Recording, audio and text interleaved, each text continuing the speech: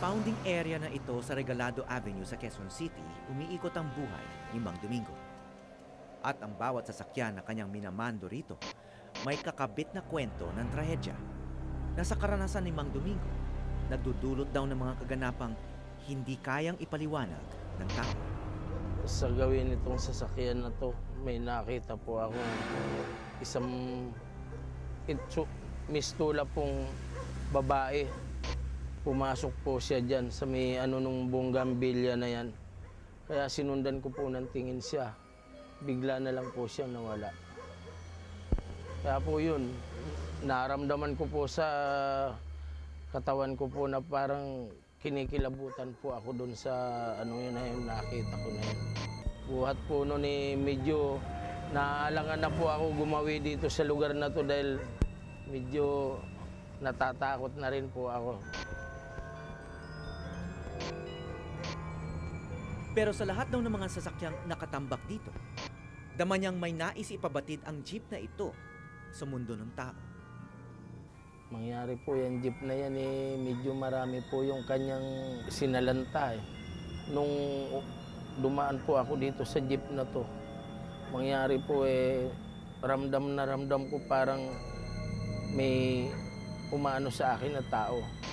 Tapos sinundan ko po ng tingin. Yun, nawala na rin po siya.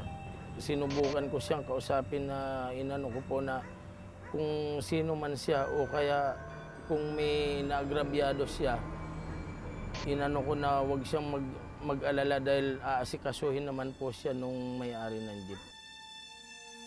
Kung totoo man ang kwento ng multo sa jeep na ito, paano mo nga ba maibibigay ang katahimikan sa isang taong namatay ng agrabyado?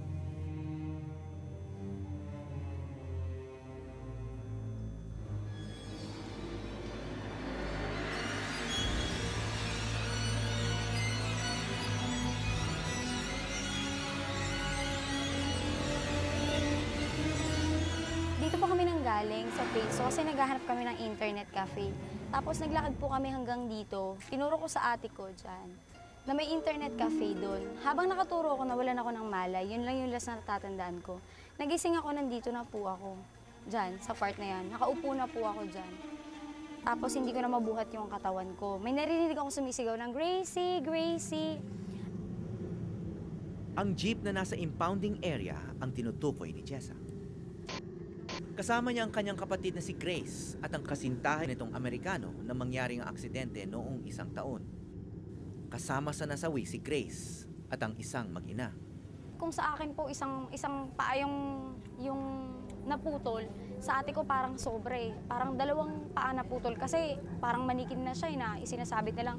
Tsaka yung tiyan niya lumobo. Parang siguro nung nadaganan yung legs niya, yung mga laman niya napunta dun sa tiyan. Kasi lumobo po yung tiyan niya.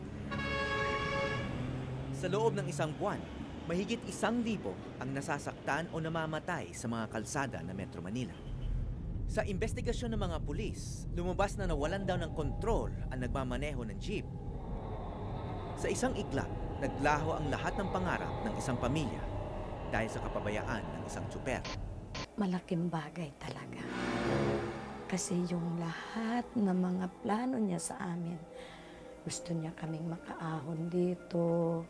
At isa pa yung mga kuya niya nagpamilya pero alam na mga lalaki, walang natapos, nagsipag-asawa, sagutin pa rin ng anak ko na yun. Ang sinasabi po niya sa amin, may naghihintay ng work sa kanya doon as a manager din. Ang dapat po kasi, nakaalis na siya dahil nga hinihintay niya yung friend niya, hindi siya natuloy umalis pa LA. So parang in-adjust siya ng November 8. Yun nangyari sa aming aksidente, October 25. Tapos lagi pa niya sinasabi, ayan, mag-a-abroad na ako, susunod niyan, ikaw na, Janice. Yung sinundan ko. Tapos ikaw, Jessa, madali ka na makaka-abroad kasi nurse ka.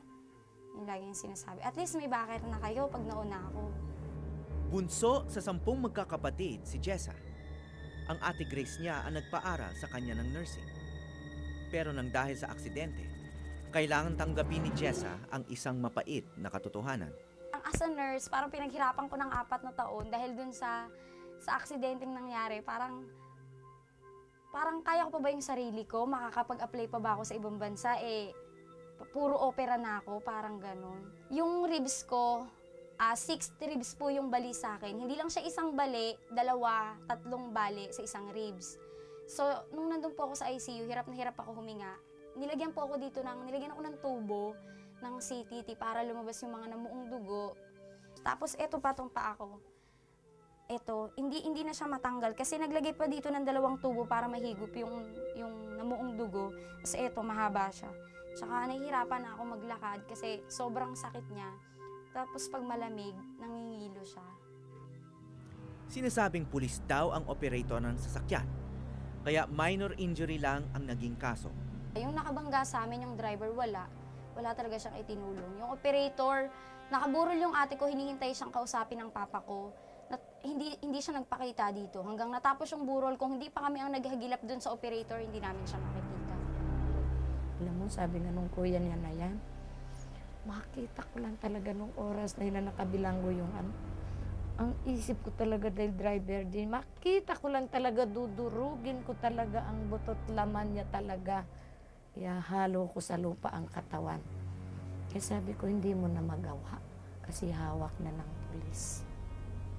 Ang masakit, nung nakapagpiyansa, piyansado na din nakalaya, wala na. Tumakas na daw.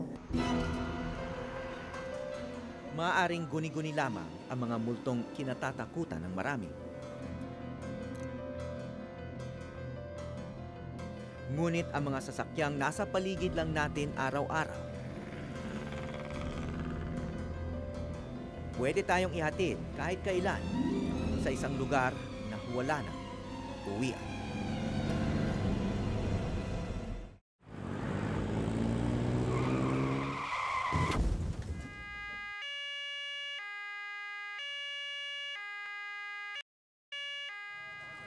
Wala itong pinipiling oras, wala ring sinasanto. At wala sa kanila nag-akala na hindi na nila mararating ang kanilang destinasyon. Noong isang buwan lang, isang balita ang tumambad sa pamilya San Juan, isang umaga habang nanunood ng telebisyon. Love, go ahead. Igan, ayon do sa ating saksi na nakausap alas 6 daw kanina alas 6 ng umaga kanina ay nakita niya kung paanong ang isang asul na Honda Civic ay bumangga sa isang poste ng MRT at lumipad patungo sa isang poste ng MRT. Pag uwi ko, hindi ako makatulog, parang balsa na rin ako na ano. Nung maga, siguro nakatulog ako ng mga 4 o'clock. Sabi ng mister ko, nakakaigli pa lang ako. Ano bang plate number ng anak mo? Sabi niya sa akin. Sabi ko, ewan ko kasi naturingang bago yun. Hindi ko nakikita ka ako. Ilang beses pa lang naman ako nakakasakay sabi ko. Sabi ko, bakit? Kasi may nadisgrasya sa itong mall na dito sa Trinoma. Matapos ang ilang sandali, nakumpirma nilang ang sasakyang nabangga, pag-aari ni Jeff, ang bunsong anak ni Aling Remedios. Yung pagliko nga raw nung anak kong ganyan, ginit-git daw ng isang bus. Naipit daw ganon, ginit-git daw ng ginit-git, tapos nung nakaalpas na yung anak ko, yung pag-U-turn niya, bigla naman daw sumulpot yung mabilis na motor. Yun daw ang iniwasan, paikot-ikot para bago mampas doon sa Akala ko, tatakbo lang kami sa ospital para ipagamot namin, gano'n. Pero ako nung marinig ko yung balitang yun, ang dalangin ko sana, nakarnap na lang yung kotse ng anak ko. O kaya hiniram, pero sana hindi naman ganun disgrasya. Dead on the spot pala si Jeff. Sa tindi ng tama sa kanyang muka at katawan, hindi na nagawa pang tingnan ni Aling Remedios ang kanyang bunso. Napakasakit ko talaga kung makikita nyo talaga. Hindi ko na talaga tinignan. Sila nagsasabi, pero tinitignan ko na lang sila isa-isang ganyan. Pag nakita ko na ganito raw, ready to queen. Ano ready to queen? Bakit ready to queen? Ano kulang sa anak ko? Ano kulang mo talaga? Parang luka-luka.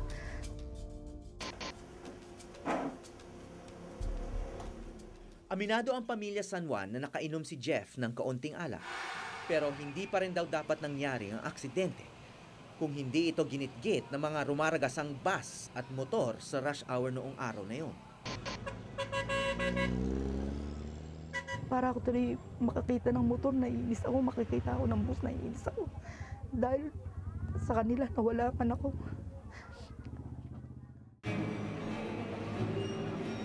Drunk driving o ang pagmamaneho ng lasing ang isa sa mga itinuturong dahilan kung bakit madalas ang aksidente sa mga kalsada ng Metro Manila.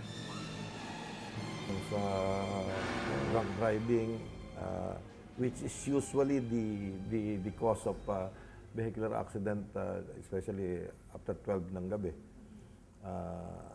Seldom you will not see that during the TV program in the morning, like Unang Hirit, makakita ka 3-4 na aksidenteng motorsiklo. Yun ang mga, that's the sad truth na talagang kulang sa edukasyon ang mga driver. Nito lamang nakaraang linggo, habang rumuronda ang aking team sa kalsada, isang aksidente ang naganap sa mismong harapan ng GMA7. Unang sumalpok ang rumaragasang Revo na ito sa dalawang sasakyang nakaparada.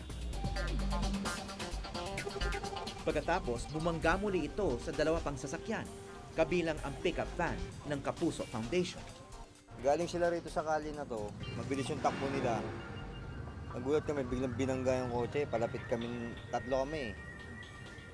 Paglapit ng pagbangga nila ro sa kotse, bigla sila umatras.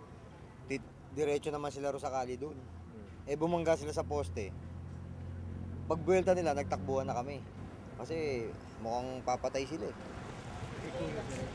Lasing ang driver ng Revo.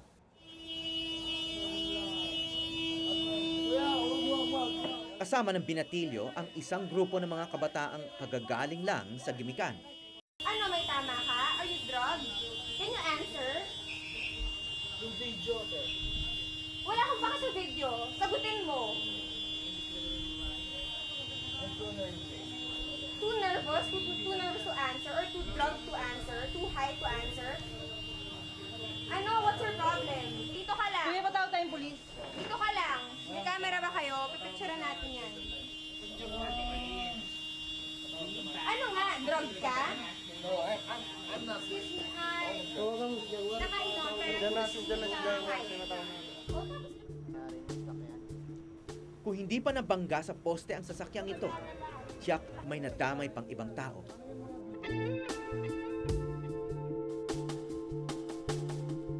Di tulad sa Amerika na may mga high-tech na kagamitan na pansukat sa alcohol content ng mga driver, dito sa Pilipinas, mano-mano pa rin daw ang inspeksyon. Pero ang mas malala, wala pa ring batas na ipinapasa para sa mga kaso ng drunk driving. Senator Gordon, tsaka si Senator Enrile yata, nag-sponsor din ng bill, at saka si Ms. Amy Marcos, nag-sponsor din. Pero up to now, we do not know what happened to that bill. Wala pa eh. Sa bawat paghawak natin ng manibela ng lasing, malaki ang tsansang hindi na tayo mahimasmasa at tuluyan ng di magising.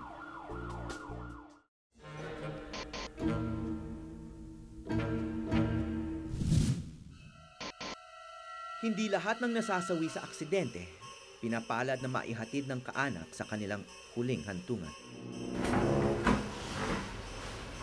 Dahil ang ilan sa kanila, stranded pa rin sa punerarya. Bali, tinawag lang sa amin ng PNP to.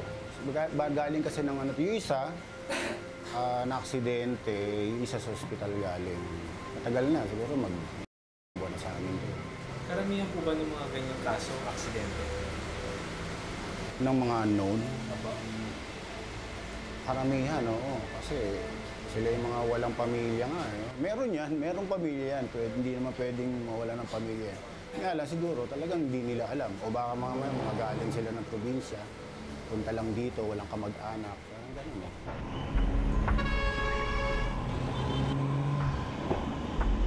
Sa talaan ng MMDA, pinakamataas ang bilang ng mga nasasawi sa aksidente ay mga pedestrian o yung mga taong tumatawid o naglalakad lamang sa kalsada.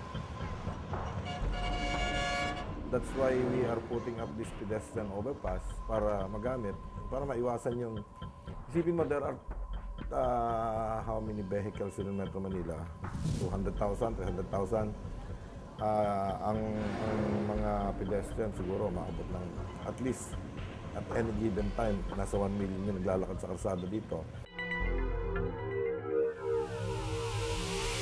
Sa puneraryang ito, parehong biktima ng hit and run ang mga bangkay na natagpuan namin. May takdang oras lang sila na maaring ikupli sa punerarya bago tuluyan ng ilibing sa hukay. Awa di syempre dahil ang tagal na nga dito niyan, di ba? Kaso kami, trabaho lang din namin yun. Na hindi naman namin sila pwedeng talagang hanggang sa mahulog na yan dito. Talagang after 3 months, palilibing na namin sila.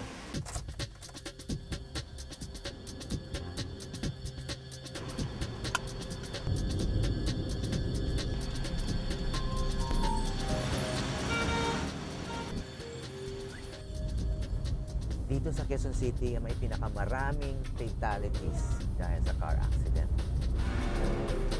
Bagamat nangunguna ang EDSA sa may pinakamaraming aksidente, pinakamarami naman ang nasasawi sa Commonwealth Avenue. Kawalan ng disiplina ng mga pedestrian ang itinuturong dahilan ng MMDA. Commonwealth is number 1 na killer highway kung tawagin nila yan because of the speed of the vehicles at saka in spite of putting up pedestrian footbridge, they're still using yung kalsada. Naglagay kami ng bakod sa gitna ng mga islands, sinisira nila, tumatawid. Yung mga drivers naman, seeing that we have already put up this fence sa mga islands, so kampante sila na walang tatawid. So, ganyan na nangyayari. Air travel, yung pinakamababa sa accident rate. Mas konti ang namamatay. Pero yung road traffic accidents, mas maraming namamatay taon-taon. And that is why yung road traffic accident is classified as currently the 9th killer among diseases. Comparable na siya sa diseases. And the expectation by 2020 or by 2030, it will be number 4 or number 5. Mas marami pang mamamatay sa traffic accident kaysa sa diarrhea. May konsuelo pa nga ang namamatay sa sakit. Nakakapagpaalam pa ang mga mahal nila sa buhay. Pero ang bawat isa sa kanila dito sa morgue, kinuha na lang bigla. At ang kanilang pamilya walang kamuang-muang sa kanilang kinalalagyan.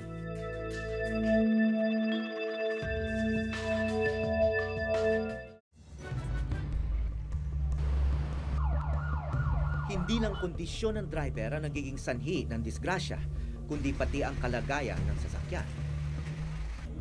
Kung hindi well-maintained yung sasakyan, pwedeng masiraan, pwedeng pumutok yung gulong, pwedeng mag-lead sa accidents. No? Para matugunan ang problemang ito, kailangan daw ng taunang inspeksyon sa mga sasakyan. Pero ang problema, wala tayong batas na nag-uutos nito sa mga may sasakyan. May vehicle inspection tayo dapat. No? So every time na magpaparehistro ka ng sasakyan, no? Taon-taon yan kung nandun ka na. Kasi yung mga bagong sasakyan, after 3 years pa. No? Pero basically, taon-taon yung pagre-rehistro natin ng sasakyan. No?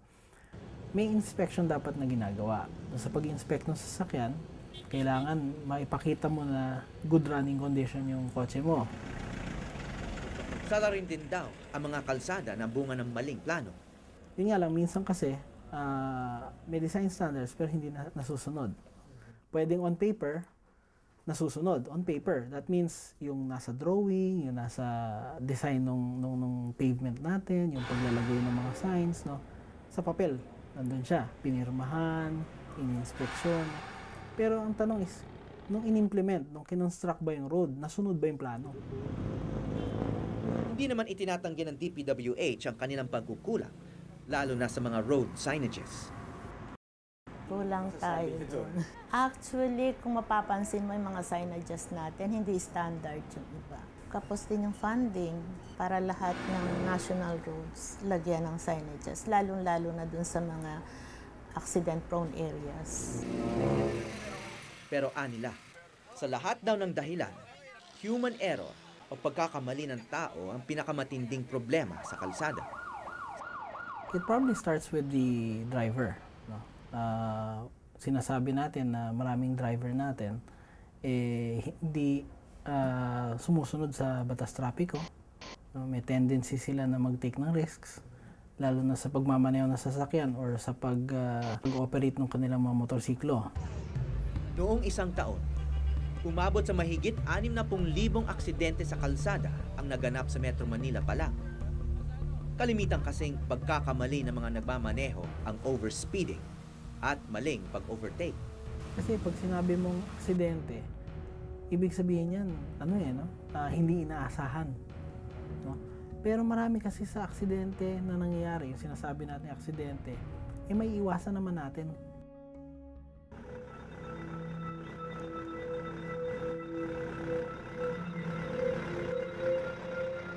Ngayong araw na ito, isang taon na ang nakalipas mula na mangyari ang pagkamatay ni Grace dahil sa isang reckless na jeepney driver.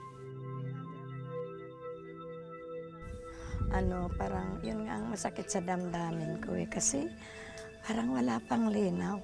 Parang wala pa akong na hustisya, wala pang linaw talaga. Dumating din galing Amerika si Matthew, ang kasintahan ni Grace na kasama niya na maganap ang aksidente. And I wanted to be here for the memorial.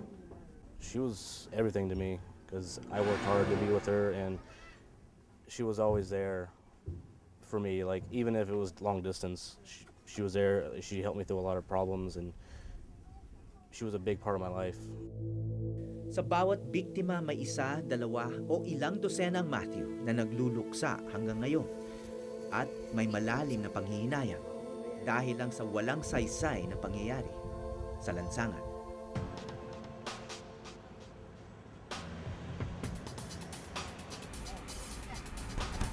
Mula sa peligroso nating mga kalye, ako po si Howie Severino at ito ang Eyewitness.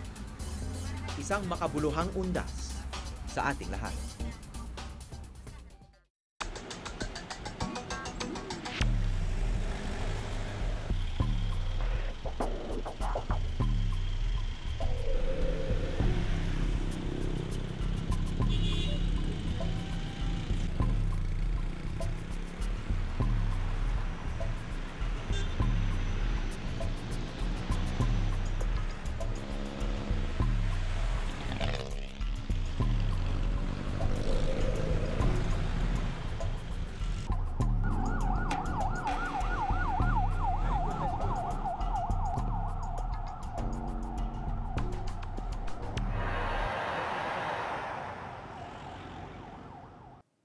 Maraming salamat sa pagtutok sa Eyewitness mga kapuso.